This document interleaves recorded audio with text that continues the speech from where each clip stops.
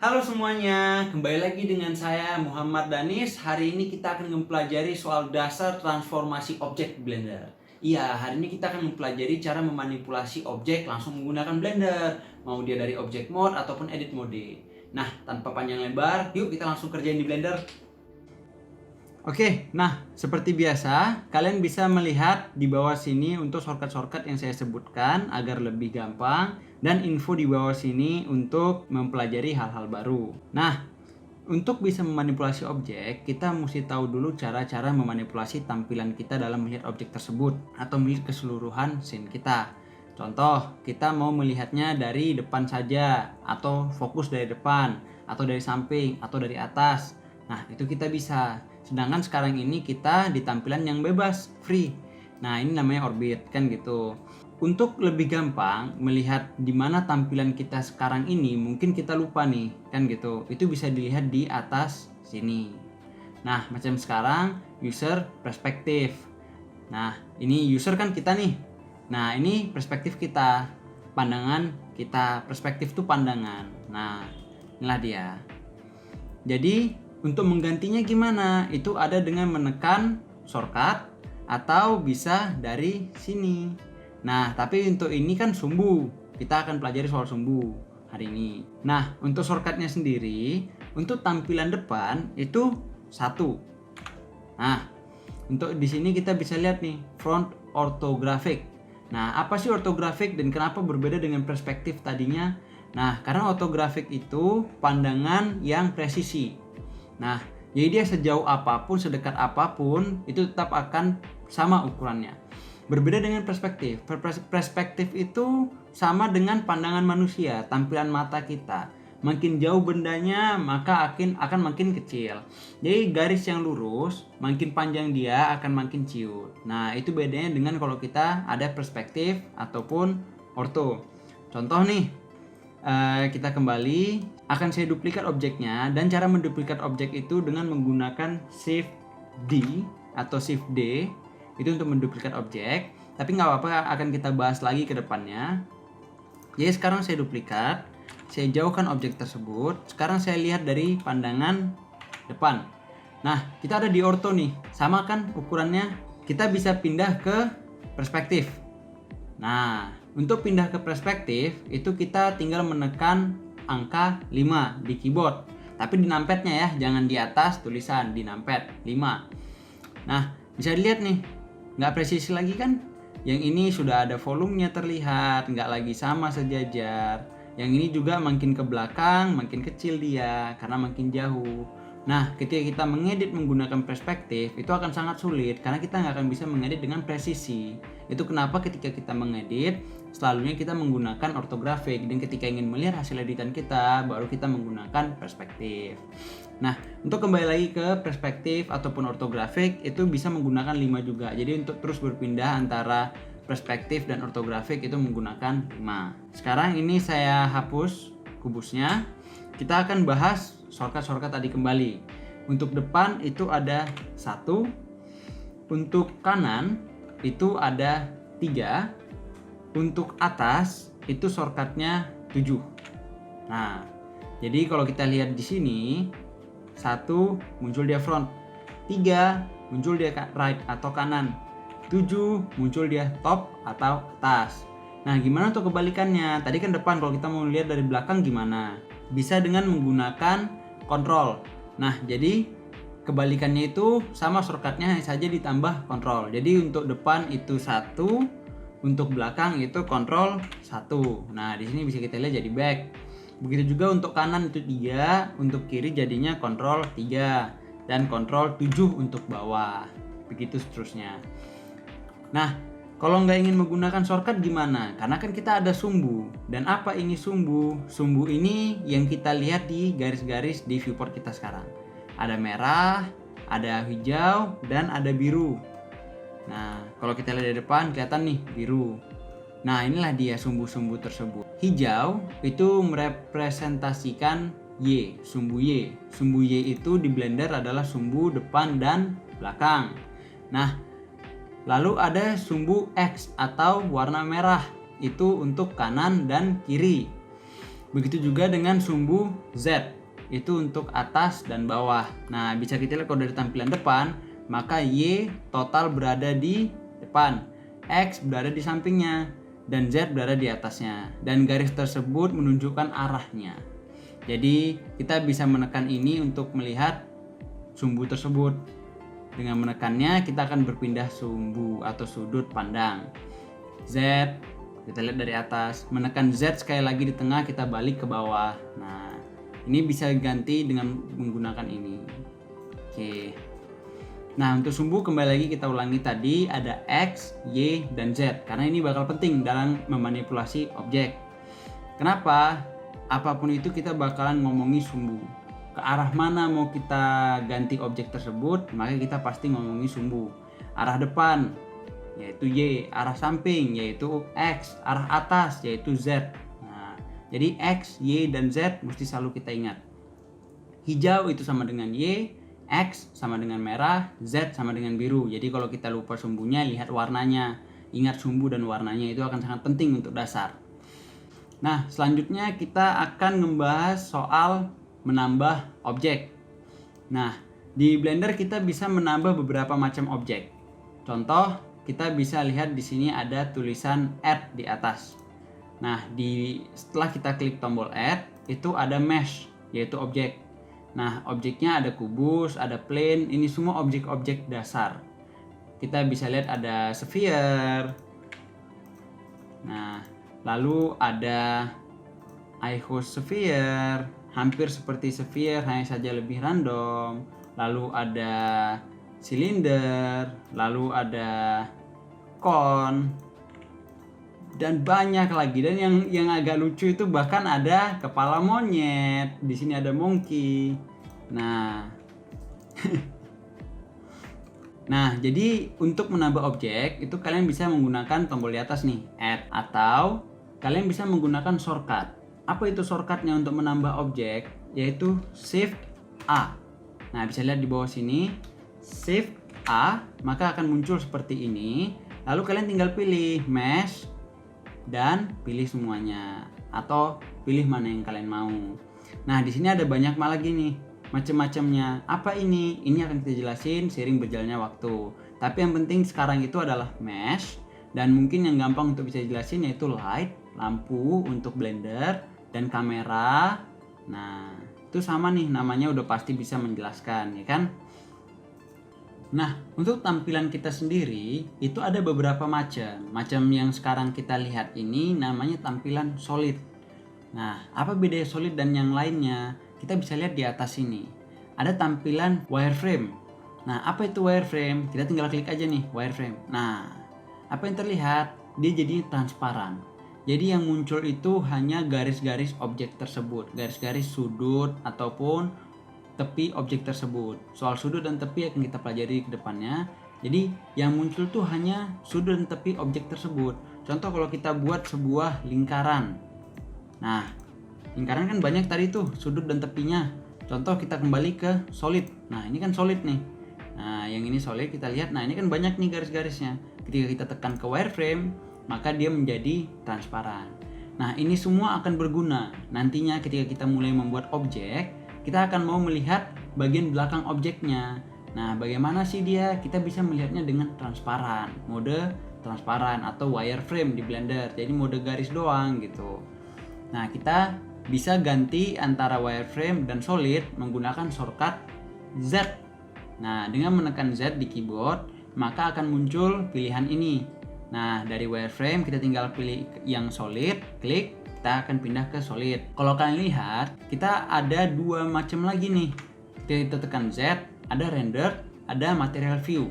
Nah, apa bedanya wireframe, solid, render, dan material view? Wireframe tadi kan untuk menunjukkan objek transparan agar kita bisa lihat bagian belakangnya, atau bagian-bagian yang agak lebih rumit kita lihat ketika kita melihatnya menggunakan solid, ya kan?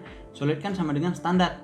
Nah, material view ini akan butuh ketika kita sedang memberikan warna, agar kita bisa melihat warna yang kita berikan pada objek kita. Karena kalau sekarang kita berikan warna pada objek kita, maka nggak akan muncul warnanya di solid. Apa itu renderer? Render itu agar kita bisa melihat total hasil setelah diberikan warna, pencahayaan, dan posisi kamera dan lain-lain. Kita akan bisa melihat hasil rendernya yang akan jadi nantinya. Nah, itu gunanya render. Jadi untuk sekarang yang penting untuk kita itu sebenarnya solid dan wireframe saja. Jadi kalian bisa coba ganti antara dua ini dan lihat perbedaannya. Nah, selanjutnya kita masuk ke manipulasi objek tadi. Oke, objek itu bisa dimanipulasi dengan dua cara. Nah, yang pertama kita ada object mode di atas ini. Nah, yang kedua kita ada edit mode. Nah, untuk dasarnya dalam memanipulasi objek kita akan pelajari dua ini. Ada lagi namanya sculpt dan weight paint. Untuk mengedit objek itu sculpt bakalan penting juga, tapi itu bakalan kita pelajari ke depannya di tutorial-tutorial selanjutnya. Kali ini kita akan mempelajari dasar nih, jadi edit mode dan object mode. Pada basicnya kita buka Blender, kita akan melihat object mode dan selalunya kita akan melihat object mode. Apa beda objek dan edit mode? Object mode ini lebih kita memanipulasi keseluruhan objek. Jadi kita nggak akan bisa mengubah objek ini menjadi sebuah objek lain. Contoh dari kubus, kita tidak akan bisa mengubahnya jadi wajah di object mode. Tapi kita bisa mengubahnya di edit mode karena kita mengedit atau memanipulasi geometri atau bentuk dari objek tersebut. Nah, sedangkan di object mode kita memanipulasi objek ini, bukan data dari objek tersebut. Kita bisa mengedit objek ini menjadi hal yang unik menggunakan tab modifier properties, tapi ini agak lebih advance dan akan kita pelajari selanjutnya. Nah, untuk sekarang kita ngomong basicnya dulu nih. Jadi di object mode itu ada beberapa cara kita bisa mengeditnya. Menggunakan sumbu-sumbu yang sebelumnya saya pernah kasih tahu di sini, yaitu untuk move atau G shortcutnya untuk memindahkan objek, S untuk membesarkan atau mengecilkan objek yaitu skala, dan R untuk memutar objek atau rotasi objek. Nah, lalu kita bisa melakukan semua perintah-perintah tersebut mengikuti sumbu. Nah, di sini bergunanya sumbu. Misal kita mau menggerakkan objek ini hanya ke depan dan belakang. Kita mau memindahkan objek ini ke belakang nih. Jadi sumbunya belakang dan depan apa? Hijau nih kan ada garisnya kelihatan, berarti Y. Maka kita tekan dulu perintahnya. Kita mau gerakin, berarti G. Lalu tekan sumbunya, berarti Y. Nah, sekarang kalau kalian lihat, objeknya bergerak hanya mengikuti sumbu Y atau yang warna hijau. Nah, inilah cara kita bisa memanipulasi objek lebih presisi. Begitu juga dengan perintah yang lainnya seperti skala dan rotasi, bisa mengikuti sumbu. Kita hanya ingin membesar dan mengecilkan objek ini ke samping. Berarti X, ya kan? Yaitu merah. S, X. Nah, hanya ke samping dia. Sedangkan kalau kita hanya menekan S, dia hanya membesar dan mengecil keseluruhan. Nah, selanjutnya itu ada rotasi. Rotasi juga bisa kita gunakan dengan sumbu. Tapi untuk rotasi mungkin dia bakalan aneh sedikit. Karena kalau kita bilang kita mau merotasikan ke samping, itu kita nggak akan bisa buat menggunakan X. Jadi untuk rotasi, ingat aja ini daging di tengah-tengah tusuk sate. Nah, tusukannya yang mana? Berarti putarannya ke sana. Contoh, kenapa saya bilang begitu? Bayangkan garis ini sebagai tusuk sate. Kita tekan R untuk rotasi, lalu kita tekan X untuk sumbu. Kanan kiri nih, yang merah. Nah, kalau kita lihat, sekarang putarannya kayak gini nih.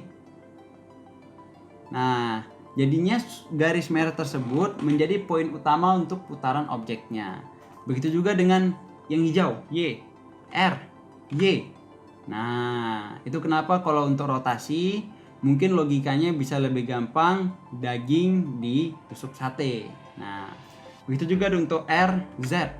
Nah, di tengah dia putarannya. Oke, itu dia tadi untuk memanipulasi objek di object mode. Sekarang kita masuk ke edit mode. Nah, untuk masuk ke edit mode itu ada dua cara. Kalian bisa menggunakan tombol yang ada di sini, object mode, lalu pilih object edit mode. Atau kalian bisa menggunakan shortcut, yaitu shortcutnya tab. Tombol tab di keyboard akan memindahkan kalian dari object mode dan edit mode, keluar dan masuk object mode dan edit mode. Tab. Nah, ketika kalian berada di dalam edit mode, bisa kalian lihat di sini, kalian ada tambahan pilihan nih.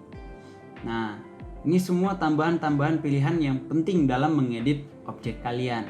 Tapi kita akan belajar dulu basic objek kalian. Apa sih data dari objek kalian sendiri? Yang bisa kalian ganti itu apa-apa aja sih? Nah, kalau kalian lihat di sini, itu ada titik-titik hitam di sini, di setiap sudutnya. Nah, apa titik ini? Ini di Blender dinamakan vertex. Mungkin artinya di dunia nyata itu sudut ya. Sudut adalah vertex. Nah, ada 3 macam pilihan kita. Bisa kita lihat di atas sini, kita ada vertex. Di sini selanjutnya kita ada edge select. Edge ini bisa kita bilang tepian dari permukaan kita. Lalu kita ada face select. Yang ketiga, yaitu permukaan. Nah, kita bisa mengedit objek kita dengan 3 pilihan ini. Vertex kah, yaitu sudut ketika kita pilih atau kita klik sudutnya. Nah, kita bisa mengedit objek kita menggunakan sudut, atau kita bisa mengeditnya menggunakan tepi dengan memilih tepi, lalu pilih tepiannya. Dan kita bisa mengeditnya per permukaan. Nah, dengan memilih permukaan, lalu pilih permukaan yang kita mau edit. Bagaimana mengeditnya? Kita pilih permukaan yang mau kita edit, lalu kita gunakan perintah-perintah yang sebelumnya sudah saya kasih tahu, yaitu perintah besarkan, kecilkan, atau rotasi, atau pindahkan. Nah, perintah-perintahnya seperti yang sebelumnya, S, R, dan G, atau G, R, dan S. Grab, rotasi, and scale. Untuk grab atau menggerakkan atau memindahkan itu kan G. Nah, setelah kita pilih permukaannya, kita bisa tekan G. Nah, pindah dia. Atau kita bisa tekan S. Nah, mengecil dia. Sedangkan sebelumnya kita nggak akan bisa ngerjakan atau merubah objek ini menjadi seperti ini di object mode. Kita hanya bisa melakukannya di edit mode. Nah, untuk membesarkan, mengecilkan sebuah permukaan, atau merotasi atau merotate sebuah permukaan menggunakan R. Sama. Dan sumbu juga bisa bekerja di sini. Seperti contohnya saya tekan S, lalu tekan X. Maka dia hanya akan berubah mengikuti sumbu X. Oke. Nah, bagaimana kalau kita mau merubahnya lebih dari satu permukaan sekaligus? Nah, bisa dengan memilih lebih dari satu permukaan sekaligus dengan cara menahan Shift sambil kalian memilih. Jadi klik di satu permukaan, lalu tahan Shift, lalu klik di permukaan lainnya yang mau kalian pilih. Tinggal klik dan klik untuk memilih lebih dari satu. Atau ada cara lain untuk memilih lebih dari satu, yaitu menggunakan B atau box select. Tekan B, klik, tahan, lalu tarik.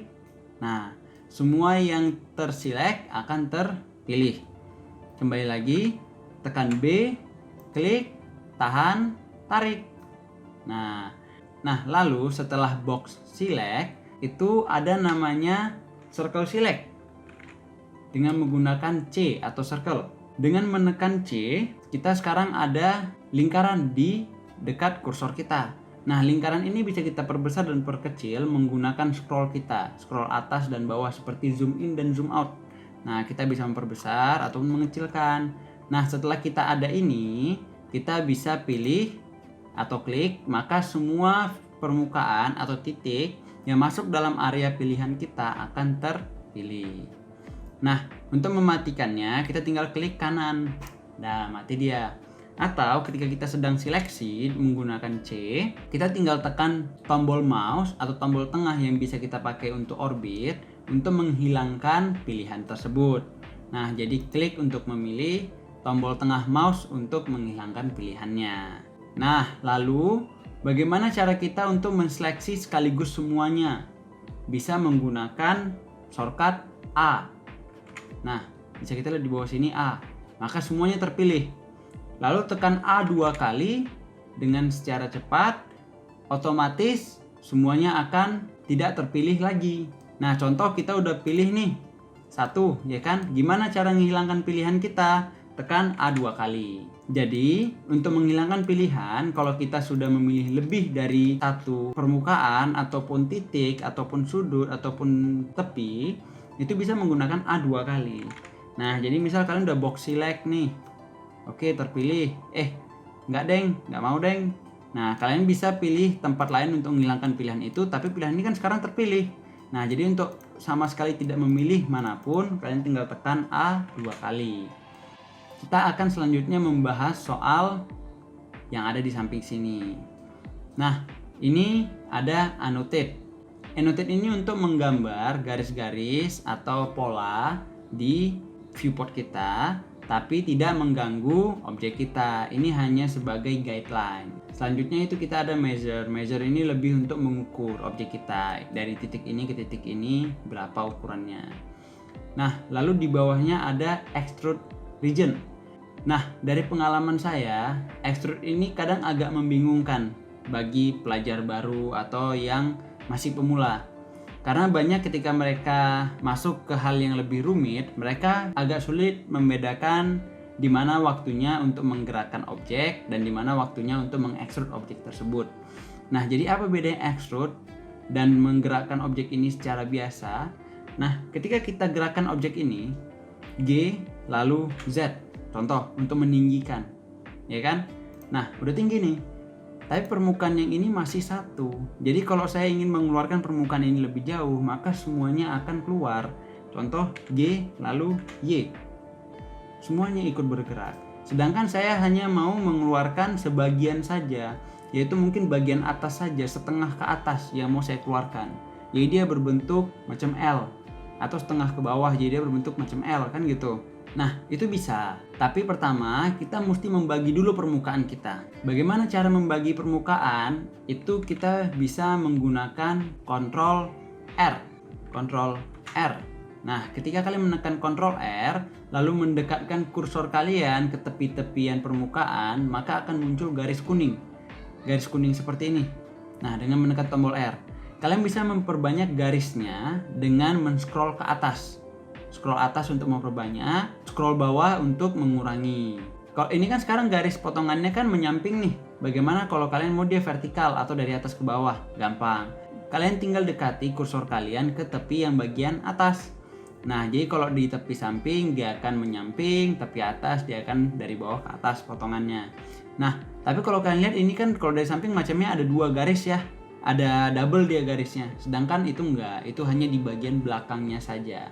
Nah, jadi kalau kita tekan Ctrl R, lalu klik sekali, klik kiri sekali, maka kita bisa gerakin nih potongannya mau di mana. Nah, setelah kalian tahu di mana kalian mau meletakkan garis tersebut, maka kalian tinggal klik kiri untuk mengokekannya. Contoh, klik kiri. Nah, otomatis sekarang kita ada garis baru nih. Kalau kita klik di permukaan, sekarang kita ada dua permukaan, 1 dan 2 yang bisa kita pilih. Nah, kalau kita Ctrl Z untuk undo, kita bisa Ctrl R sekali lagi untuk membuat garis, ya kan? Lalu kita udah gerakin nih, tapi kita nggak mau nih, kayaknya nggak cocok nih posisinya, gue mau letak di tengah deh. Nah, supaya dia kembali ke tengah, kita tinggal klik kanan. Klik kanan, otomatis dia bakal di tengah. Karena kalau kita gerakin sendiri ke kurang lebih di tengah, pasti nggak akan pas. Contoh Ctrl Z, Ctrl R sekali, lalu kita klik kiri sekali untuk mengokekan pilihan garisnya kita mau berapa banyak, lalu kita klik kanan untuk mengokekan lokasinya di tengah. Begitu dia. Oke, sekarang kita kan udah terbagi nih. Nah, by the way, hal ini ada juga di sini. Ctrl R tadi atau untuk membagi permukaan tadi ada juga di sini namanya loop cut. Nah, kalau kalian menekan loop cut, kalian lihat, maka kita dapat hasil yang sama karena emang sama. Hanya saja shortcutnya yaitu Ctrl R. Nah, jadi untuk mempergampang kita lebih enak tinggal memakai shortcut. Jadi kita nggak perlu bolak-balik ngeklik kemari, balik kemari, lalu klik lagi di sini untuk tidak ada pilihan loop cut-nya kan gitu. Jadi ingat saja Ctrl R. Kalau lupa nggak ada masalah, di sini ada. Lalu kita kembali pilih ke permukaan. Kita pilih permukaan yang bawah. Nah, ini bedanya extrude dan hanya menggerakin permukaan tersebut. Contoh kita G lalu Y, makin terjadi ini. Kita menarik ini, maka otomatis semuanya ikut bergerak, bukan dia keluar. Sedangkan kita mau efeknya dia keluar, kita mau menjadikan dia sebuah L contoh. Nah, kita bisa menekan extrude region di sini. Maka otomatis akan muncul lingkaran dan tanda tambah yang bisa kita klik, tahan, lalu tarik. Nah, ini dia hasilnya extrude. Tapi ada shortcutnya supaya lebih gampang. Nah, apa itu shortcutnya? E. Sama seperti namanya extrude, shortcutnya E. Jadi kalau kita tekan E, hasilnya sama. Nah, extrude ini juga bisa kita lakukan untuk semuanya, semua permukaan ataupun titik. Jadi sekarang di permukaan ini kita tekan E, kita dapat ini. Kita bisa extrude yang di atas, tekan E. Nah, sekarang kita ada dua permukaan. Beda dengan kalau kita tarik. Nah, ini contohnya kalau kita tarik dan kalau kita extrude. Kita bisa tarik menggunakan G, lalu Z ke atas. Memanjang, tapi nggak ada dua permukaan, maka saya nggak akan bisa narik dari sini keluar. Nah, tapi kalau tadinya kita extrude, nah sekarang saya bisa tarik, saya bisa buat T dari sini. Saya bisa tarik yang ini menggunakan extrude, saya bisa extrude yang ini juga kemari. Nah, kita bisa buat berbagai macam bentuk objek hanya menggunakan extrude. Extrude ini juga bisa kita lakukan tidak hanya di permukaan, di tepi ataupun di titik itu bisa. Kenapa? Karena sama logikanya. Titik itu juga sama dengan bagian dari permukaan, karena satu permukaan itu terdiri dari 4 sudut dan 4 tepi. Jadi ada 4 titik yang bisa membuat sebuah permukaan. Jika saya pilih 4 titik, otomatis menjadi permukaan. Begitu juga dengan tepi. Jika saya pilih 4 tepi, maka otomatis jadi permukaan. Nah, kita bisa pilih salah satunya aja, lalu kita bisa extrude. Maka tepi tersebut bisa menciptakan sebuah permukaan baru. Nah, sedangkan kalau titik yang kita extrude, maka otomatis titik tersebut menciptakan tepi yang baru. Nah, dari sini dua bisa kita extrude lagi, menjadilah dia permukaan. Jadi logikanya simple, dari titik ke tepi ke permukaan, dari satu titik menjadi satu garis lalu menjadi satu permukaan. Untuk extrude dan menggerakkan mungkin udah dapet. Kalau belum dapet, coba-coba lagi aja, praktis aja, ulang-ulangi biar dapat logikanya. Tarik aja antara tarik dan extrude, lama-lama kalian bakalan dapet logikanya. Nah, selanjutnya itu ada inset face. Nah, apa ini inset face? Inset face itu contohnya kita mau mengeluarkan permukaan yang ini ke depan tapi lebih kecil daripada permukaan dasarnya. Kita mau mengeluarkan di tengahnya nih. Nah, kita bisa pilih face-nya, lalu pilih garisnya, klik, tahan, lalu tarik. Nah, otomatis mengecil nih kan? Otomatis sekarang kita ada face baru di sini. Nah, dengan adanya face baru di sini, kita bisa menarik face ini keluar. Kita bisa sekarang menekan E atau shortcut dari extrude tadi, lalu tarik. Nah, dapat kan? Seperti ini. Oke. Sedangkan kalau kita harus buat ini tadi semua sendiri akan makan waktu yang sangat lama. Nah, apakah kita mesti harus menekan tombol ini untuk insert face? Ya enggak, pasti ada shortcutnya. Blender itu penuh dengan shortcut.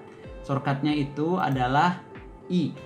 Dengan menekan I, kita akan mendapatkan hasil yang sama. Kenapa I? Karena sama dengan namanya tadi insert. Insert face menjadi I.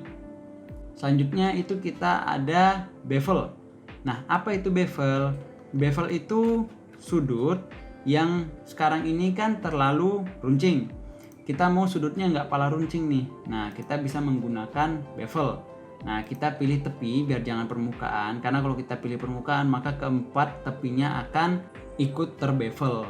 Nah, jadi kita pilih tepi, pilih salah satu tepi yang kita mau. Lalu kita bisa dengan menekan garis yang ada atau lingkaran yang ada, tekan, tahan, lalu tarik. Nah, inilah dia hasil dari bevel. Nah, jadi dia nggak runcing lagi nih. Nah, ini biasanya kalau kita mau memodel objek yang sama seperti di dunia nyata, kita selalunya sudutnya itu kita bevel. Kenapa kita bevel? Karena kalau kita lihat di objek dunia nyata sendiri, nggak ada yang pernah benar-benar runcing.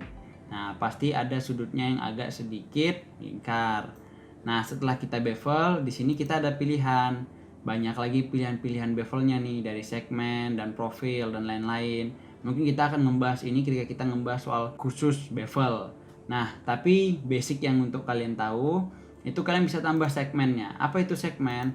Kalau kalian lihat sekarang, pembagian bevelnya kan 2 nih. Nah, kalian bisa tambah dia menjadi 3, jadi lebih smooth dia. Atau ditambah terus. Nah, makin smooth dia kan? Nah, jadi Sekarang sudutnya hampir melingkar. Nah, profilnya untuk apa? Ini lingkarannya. Nah, jauh lingkarannya. Nah, kalau kalian lihat sekarang dia lebih nyudut dia. Atau kalian bisa kecilin, maka dia malah ke dalam nih lingkarannya, convex, malah ke dalam. Nah, sweet spotnya itu ada di poin 5 atau dasar yang secara otomatis emang sudah ada. Apa shortcutnya untuk bevel? Ada, kita Ctrl Z. Nah, shortcutnya itu Ctrl B. Nah, kenapa Ctrl B? Karena kan bevel tuh. Jadi Ctrl B. Ingat aja nama awalnya, bevel berarti B. Nah, karena sebelumnya kita pilih 5, maka otomatis sekarang pembagiannya 5. Tapi kita bisa lebih gampang sekarang nambah dan nguranginya dibanding kalau kita menggunakan pilihannya tadi. Kalau kita menggunakan shortcut, setelah kita tekan Ctrl B, kita tinggal scroll aja ke atas atau ke bawah menggunakan mouse, maka otomatis akan bertambah segmen tadi. Nah, scroll ke atas ataupun scroll ke bawah, kita akan menambah segmennya. Kita bisa terus memperbesar smoothing sudutnya atau ngebevel sudutnya dengan menggerakkan mouse kita. Contoh segini nih, terus tambah lagi segmennya. Oke. Nah, jadinya smooth nih bagian sini. Nah, selanjutnya itu kan kita ada loop cut seperti yang tadi saya bilang, Ctrl R ya kan. Selanjutnya ada knife. Knife itu gunanya kalau kita mau memotong permukaan kita tanpa memotong keseluruhannya, tanpa memotong hal-hal lainnya. Karena kalau kita Ctrl R sekarang, maka otomatis bisa kalian lihat pilihannya itu sekeliling, otomatis sekelilingnya akan terpotong. Nah, sedangkan dengan knife kita bisa potong hanya yang kita mau dengan mengklik salah satu tepi atau sudut yang ada pada objek kita, lalu pilih kemana mau kita potong. Contoh kemari. Oke, tinggal tekan enter. Nah, sekarang kita ada permukaan baru di sini yang bisa kita extrude. Pilih, tekan E. Nah, bisa kita extrude dia.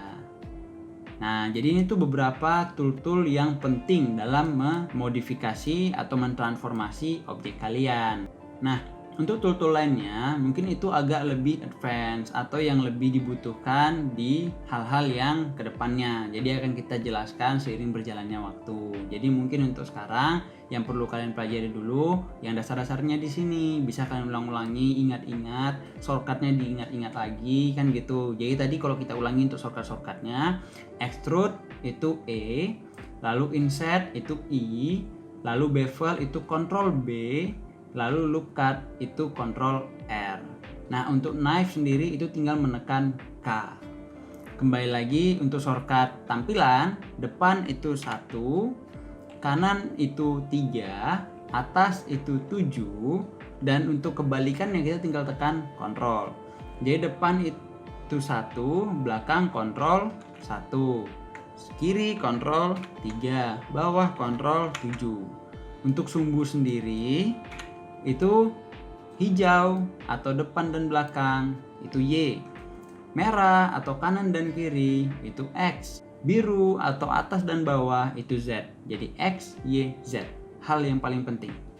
Nah, oke, jadi mungkin untuk sekarang kalian bisa terus mencoba-coba, mengeluarkan, mentarik, mengekstrud, menginsert sampai kalian terbiasa dan dapat logika-logika dari semua tool-tool ini agar kita bisa lanjut mempelajari soal hal-hal lainnya ke depannya. Oke? Nah, mungkin untuk kali ini tutorial ini udah selesai, tapi jangan takut. Kita akan terus pelajari mengenai dasar-dasar Blender di tutorial-tutorial selanjutnya. Jadi jangan lupa untuk subscribe, like, dan tekan tombol belnya agar kamu tidak ketinggalan tutorial selanjutnya. Oke? Bye!